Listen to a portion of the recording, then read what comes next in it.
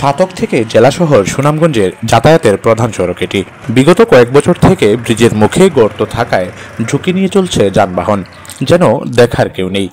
জনগুরুত্বপূর্ণ এই সড়ক দিয়ে প্রতিদিনই জেলা শহরে যাতায়াত করেন লক্ষ লক্ষ মানুষ, কিন্তু এই গর্তের মধ্যে যে কোনো সময় ঘটতে পারে বড় ধরনের দুর্ঘটনা।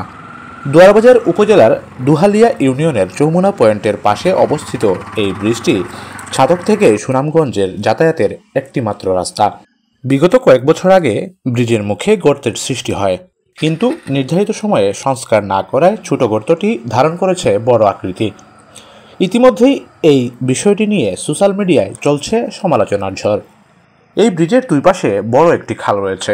বন্যা ও বৃষ্টিজনিত কারণে সড়কটি মাটি সরে গিয়ে ব্রিজের নির্মাণচলে ফাটল ধরায় ব্রিজের মুখে বড় গর্তের সৃষ্টি হয়েছে, যার কারণে যান চলাচলে বড় ধরনের দুর্ঘটনা হওয়ার সম্ভাবনা রয়েছে। এই ভাঙার কারণে আমরা যানবাহন চলাচল করতে খুব অসুবিধা হয়। গত কিছুদিন আগে, গত পরশুদিন রাত্রে না তরশুদিন একটা গাড়ি অ্যাক্সিডেন্ট হয়েছিল না রাত্রিবেলা। তার কারণে দেখা যায় না, অনেক সময় অনেক অজান্তে ড্রাইভার আসে, আসার কারণে গাড়ি জানি না। আমরা তো এলাকার মানুষ, আমরা জানি বিধা হয়তো চলে দিতাম পারি, খেয়াল করি।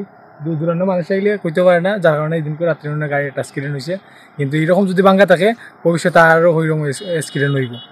এলাকাবাসীর দাবি দ্রুত সময়ের মধ্যে ব্রিজটি মেরামত করা জরুরি, তা না হলে পথচারী এবং যান চলাচলের সময় ঘটতে পারে মারাত্মক দুর্ঘটনা, এমনটাই আশঙ্কা তাদের।